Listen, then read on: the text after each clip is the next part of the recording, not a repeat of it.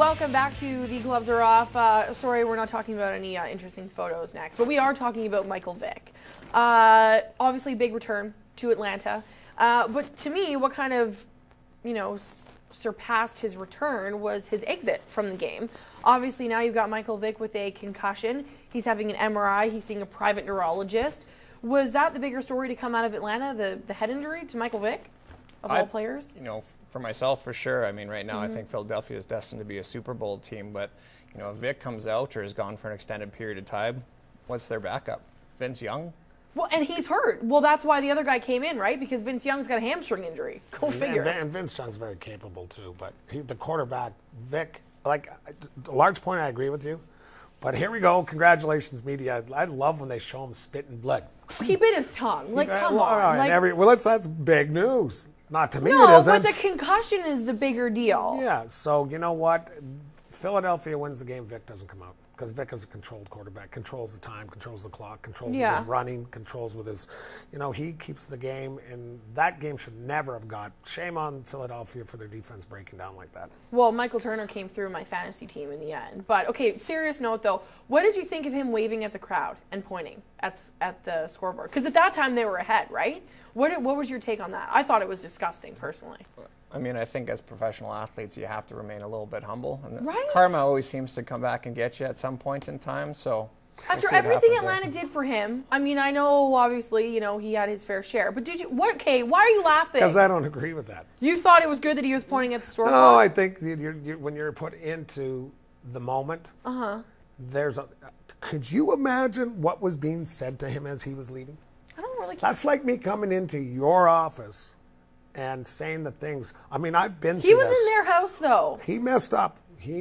He paid his dues. He paid his time. He's going to get heckled. He's got to deal with that. That's the professional side. All right. But you know what? You blow it off like it's nothing.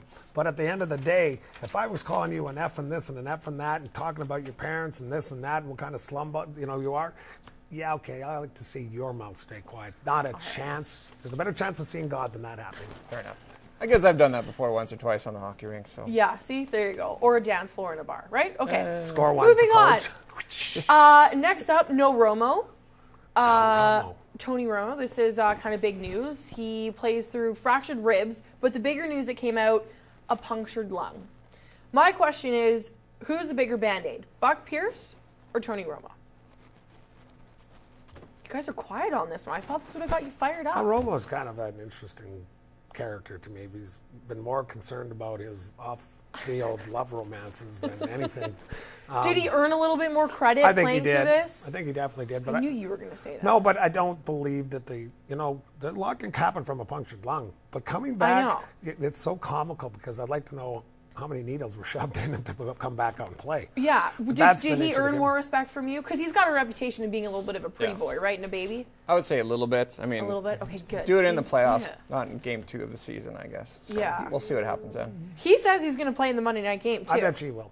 You think he will? Yeah, I think he will because you know what? As much as I'm not a Romo fan, I think it did show a little bit. It showed a lot for a football player to come back. Even like I've had a rib broken before, and I know lots of other guys that have had them. That's painful, man. It is painful. I know. That's not when you something. Use your core when you throw. And see, you're blah, blah. You played soccer. I got broken ribs. You know Melissa Tancredi? She broke my ribs. Yeah. Mm-hmm. On that note, we shall move on really quickly. Shock. 2 weeks in the bag for the NFL. What is the biggest surprise for you? As far as whether it's performance or team, stinking. Where do you think I'm going to go with this one? Don't say Tom Brady and his 940 yards. Is it? It's not. It's not? It's the rookie quarterback. Cam Newton? 2 400-yard performances? For you, too? For me, Buffalo Bills. I mean, oh, my God. Hey, they've been in the garbage for years, and to come out 2-0, you got to be thankful for them. And, I mean, they have a pretty strong fan base out there, so it's nice to give them a little bit of success. Now, it's probably going to change here shortly. But yeah, and their season seats were down. I think over 6,000 people said no to season seats. So, Ryan Fitzpatrick, is he the future of the franchise? No. No? But they didn't even draft a quarterback. I know. So Chan Gailey, what do you... And I've never figured that out, I guess, with anything. Yeah. It's kind of like the Philadelphia Flyers. I mean, get yourselves a goaltender. A goalie. Don't go there. Don't care for it. They've done that finally. Yeah. Yes. They finally did something. Buffalo, it's a good call, though. I have to tell you, what the hell goes on in Buffalo? There's 400 feet of snow every winter. These guys got to play in that. It's got beautiful summers, but the rest of it sucks. I know. And they got it's two like the sports teams there that are really anything. And if it's not the Sabres doing something, you'd like to see. They're doing stuff this year. They got lots of money to spend.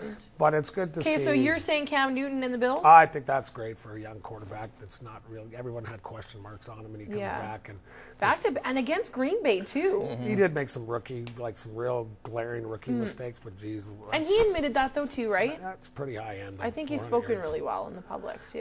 Yes, he did, and I like to see these young guys show class in the way they speak, and it's not that gibberish some of them come up there with. Yeah.